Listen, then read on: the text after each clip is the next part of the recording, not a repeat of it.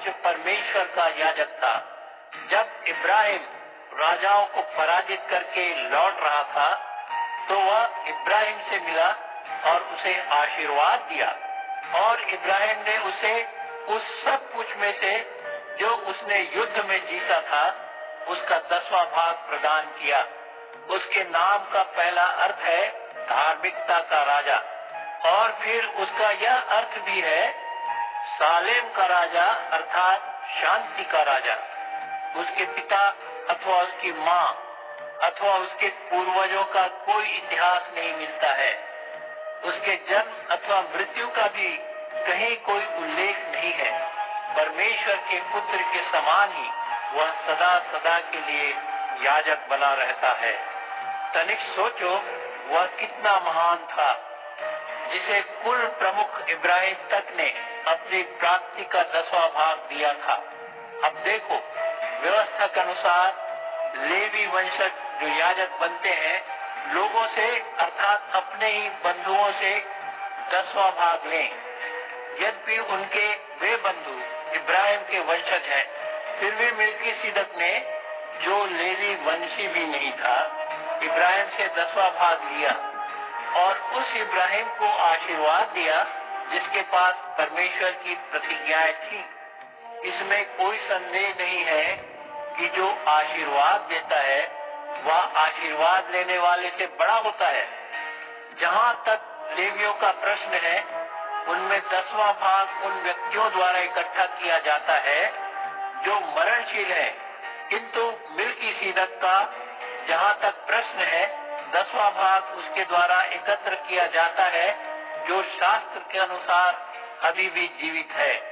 तो फिर कोई यहाँ तक कह सकता है कि वह लेवी जो 10वां भाग एकत्र करता है, उसने इब्राहिम के द्वारा 10वां भाग प्रदान कर दिया, क्योंकि जब मिल्कीसिदक इब्राहिम से मिला था, तब भी लेवी अपने पूर्वजों के शरीर में वर्तमान था। यदि लेवी संबंधी याजकता के द्वारा संपूर्णता प्राप्त की जा सकती, क्योंकि इसी के आधार पर लोगों को व्यवस्था का विधान दिया गया था, तो किसी दूसरे याजक के आने की आवश्यकता ही क्या थी? एक ऐसे याजक की जो मिल्कीसिदक की परंपरा का हो, न कि औरों की परंपरा का, क्योंकि जब याजकता बदलती है तो व्यवस्था में भी परिवर्तन होना चाहिए।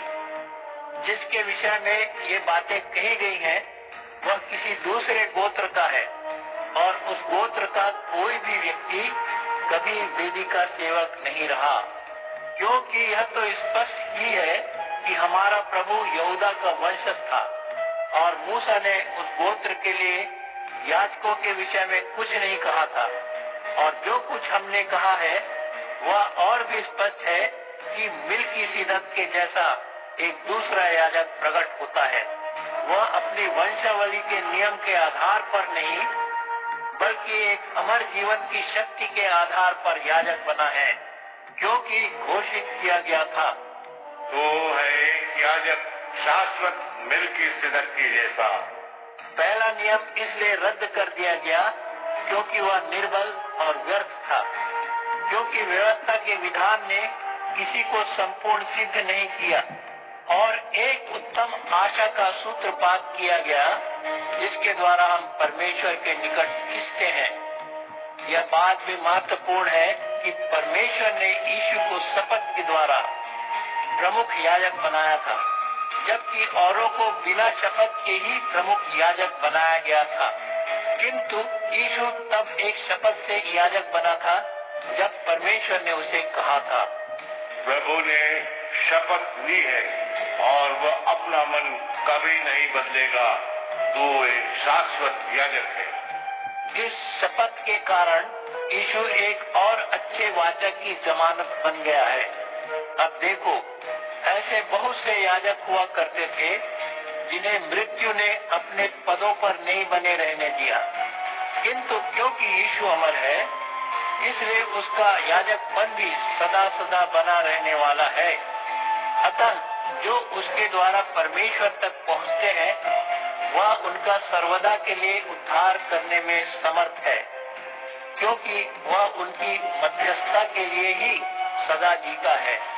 ऐसा ही महायाजक हमारी आवश्यकता को पूरा कर सकता है, जो पवित्र हो, दोष रहित हो, शुद्ध हो, पापियों के प्रभाव से दूर रहता हो, स्वर्गों से भी जिसे ऊंचा उठाया गया हो, जिसके लिए दूसरे महायाजकों के समान यह आवश्यक न हो कि वह दिन प्रतिदिन पहले अपने पापों के लिए और फिर लोगों के पापों के लिए बलियां चढ़ाए।